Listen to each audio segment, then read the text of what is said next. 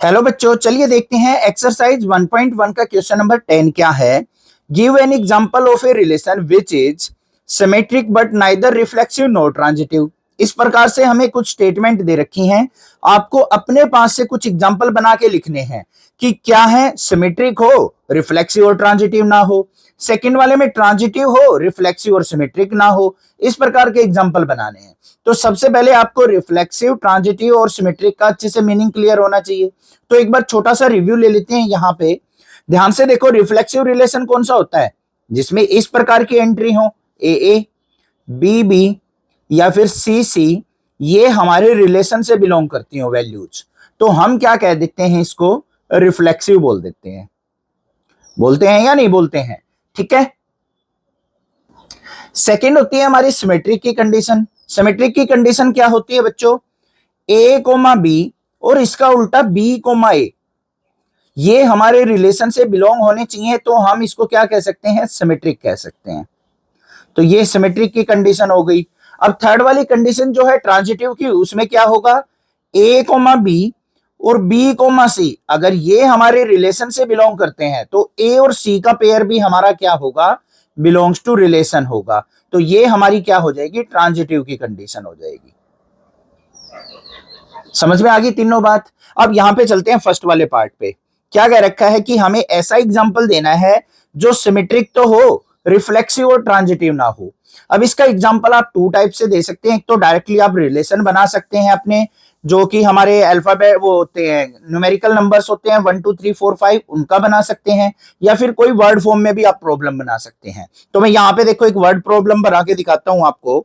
Relation are such that, ए और B के बीच में रिलेशन बना दिया मैंने, क्या है, ए इज परपेंडिकुलर टू बी, बस ये बन गया।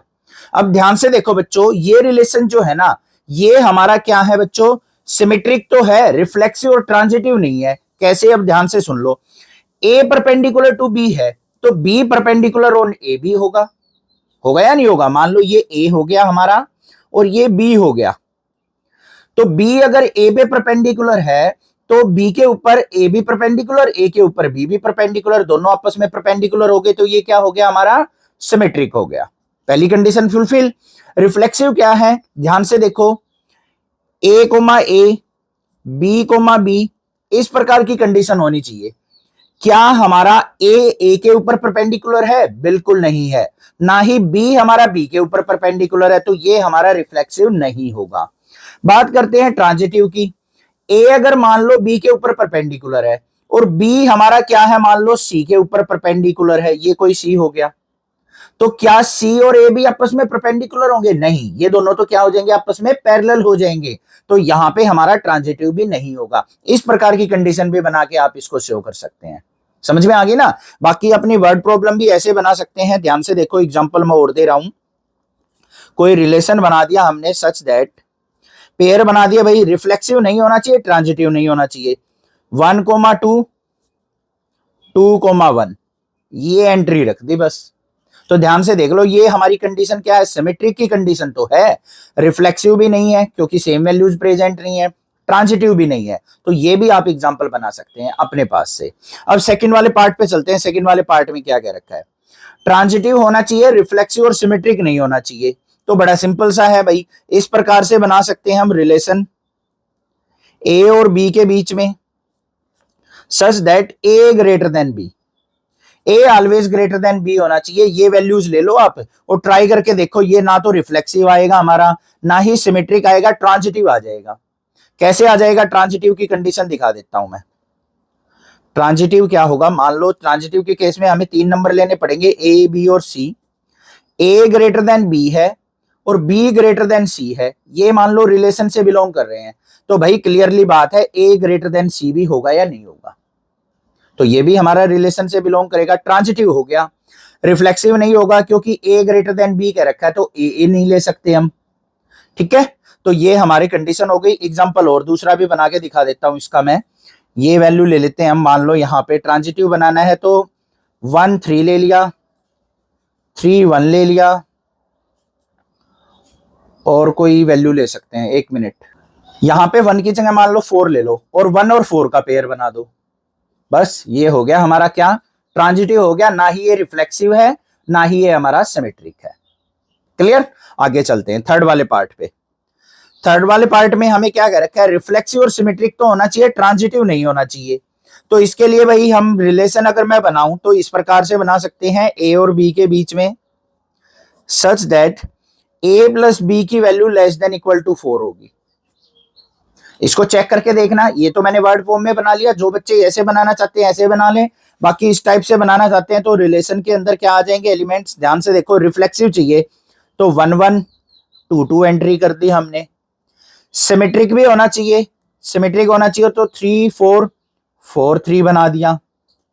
ठीक है, ट्रांजिटिव नहीं होना चाहिए, ट्रांजिटिव तो होगा ही नहीं, 3 4 4 3 ले लिया तो 3 3 एग्जिस्ट नहीं कर रहा है यहाँ पे, बस ये बना के दिखा दो। तो ये हमारे रिलेशन के अंदर एलिमेंट्स हो गए। ये थर्ड पार्ट क्लियर हो गया। अब फोर्थ वाले पार्ट पे चल पड़ते हैं भाई। यहाँ पे ही ऐसे ही बना देते हैं रिलेशन। क्या होना चाहिए, रिफ्लेक्सिव और ट्रांजिटिव चाहिए, सिमेट्रिक ना होना चाहिए। तो रिफ्लेक्सिव की कंडीशन क्या होगी, 1 1 2 2 एंट्री डाल दी हमने। अब सिमेट्रिक नहीं चाहिए तो ट्रांजिटिव होना चाहिए। ट्रांजिटिव के लिए क्या बनाएंगे भाई, हम ऐसे बना दिया, मान लो 3 4 बना दिया और 4 6 बना दिया, तो 3 6 का पेयर भी यहां पे डाल दो। ये वैल्यू हो गई हमारी किसकी, ट्रांजिटिव की, ये होगी रिफ्लेक्सिव की। सिमेट्रिक की कंडीशन यहाँ पे एप्लीकेबल ही नहीं है।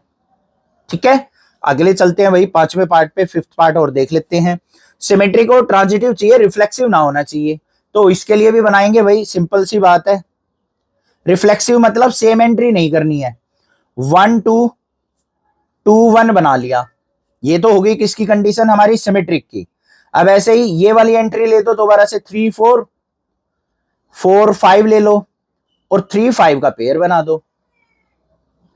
ये बन गई भाई बन गई ना एंट्री हमारी सारी, समझ में आ गई। ऐसे हमें इस कंडीशन को ध्यान रखते हुए वैल्यूज यहाँ पे एंटर करनी है।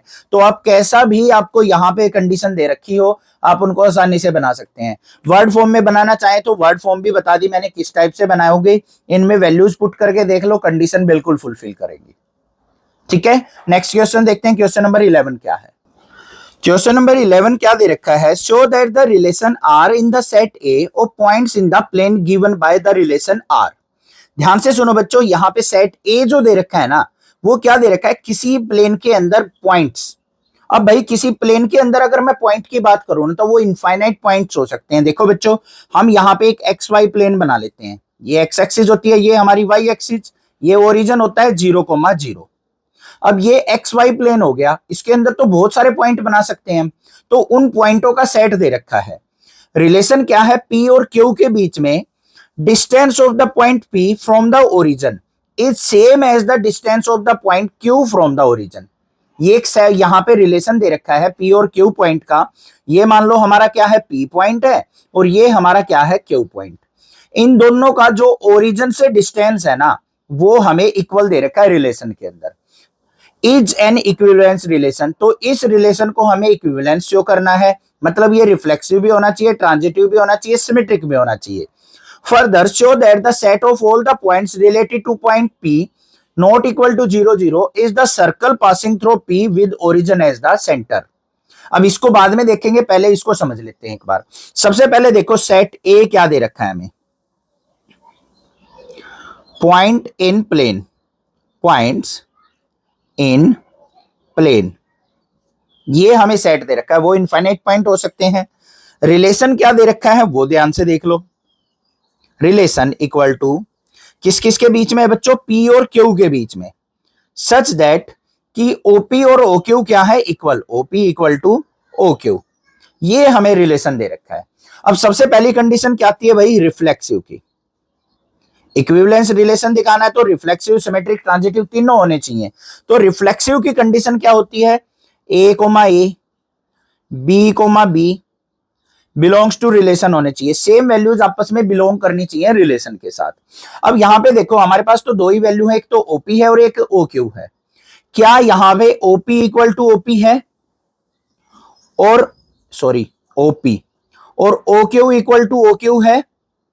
बिल्कुल है सर। तो ये दोनों कंडीशन हमारी क्या रिलेशन से बिलोंग कर रही है, तो ये क्या हो गया, रिफ्लेक्सिव हो गया। R is reflexive. बात क्लियर हुई या नहीं हुई? बिल्कुल आसान बात थी। सेकंड कंडीशन क्या होती है हमारी सिमेट्रिक की? सिमेट्रिक देख लेते हैं भाई। सिमेट्रिक में कंडीशन क्या होती है? ए कोमा बी अगर रिलेशन से बिलोंग करते हैं तो बी कोमा ए भी हमारा क्या होना चाहिए? बिलोंग्स टू रिलेशन होना चाहिए। ये कंडीशन होनी चाहिए। अब इसके अंदर ध्यान से देखो, if OP equal to O Q है, ओपी इक्वल टू किसके है? O Q, then O Q equal to OP भी तो होगा। OP equal to O Q, तो O Q equal to OP, बिल्कुल हो गई कंडीशन। तो ये कंडीशन क्या हो गई यहां पे? ओपी इक्वल टू किसके आ गई? ओ क्यू के। तो यहां पे क्या हो जाएगा? R is symmetric, R is symmetric. अगर ये कंडीशन आपको ये तरीका अगर आसान नहीं लग रहा है ना, तो दूसरा तरीका भी करा रखा है मैंने ओल्ड वीडियोज में, वो भी जाके आप देख सकते हैं। अब थर्ड कंडीशन क्या होती है हमारी? ट्रांजिटिव की। ट्रांजिटिव की कंडीशन देख लेते हैं भाई क्या होगी। अगर A comma B belongs to R है, रिलेशन है, B comma C belongs to relation है, तो ए कोमा सी भी हमारा क्या होना चाहिए? रिलेशन से बिलोंग करना चाहिए। तभी हम कह सकते हैं कि ये हमारा क्या है? कि ट्रांजिटिव रिलेशन है। तो भाई ध्यान से देखो, यहां पे हम क्या करते हैं? OP equal to O Q, if OP equal to O Q है, ये तो हमें पता है ओपी एक ओ क्यू के इक्वल है, एंड ओ क्यू जो है किसी ओ आर के इक्वल है। यहां पे कोई आर पॉइंट एज्यूम कर लेते हैं, तो ओ क्यू ओ आर के भी इक्वल है, तो ओपी ओ आर के भी इक्वल तो होगा, सो OP equal to O R भी होगा। तो ये कंडीशन किसकी हो गई? हमारी ट्रांजिटिव की कंडीशन हो गई। तो आर इज ट्रांजिटिव। बात क्लियर हुई या नहीं हुई? ठीक है। अब उसने लास्ट में क्या कह रखा है? Show that set of all point related two point P. हमें क्या करना है? वो सारे पॉइंट जो पी पॉइंट से रिलेट करते हैं। पी पॉइंट से कैसे रिलेट करेंगे? ओपी डिस्टेंस के इक्वल जितने ही सारे के सारे पॉइंट, जैसे ओपी हो गया, ओक्यू हो गया, ओआर हो गया, ऐसे ही बहुत सारे पॉइंट होते चले जाएंगे। Is the circle passing through P with origin as the centre. अब अगर मैं ओपी को रेडियस मान के एक सर्कल ड्रॉ करूं, तो वो सर्कल जो हमारा कहां कहां से पास होगा भाई? पी पॉइंट से भी पास होगा, क्यू से भी पास होगा, आर से भी। तो इस प्रकार से ओ ओरिजिन को अगर मैं मानते हुए यहां पे सर्कल ड्रॉ करता हूं, तो वो हमारा पी क्यू आर सभी पॉइंट से पास होगा। ये चीज कह रखी है उसने। तो यहां पे क्या लिख देंगे हम लास्ट में? P lie on a circle, on a circle with center at origin। और रेडियस क्या हो जाएगा यहां पे? Radius is constant. कोई एक फिक्स वैल्यू रेडियस लेनी पड़ेगी ओपी, तभी हमारा जो सर्कल होगा वो कहां से पास होगा बच्चों? पी क्यू आर से पास होगा, और पी उस सर्कल के ऊपर ही लाई करेगा। समझ में आ गया क्वेश्चन? ठीक है। Thank you students for watching this video.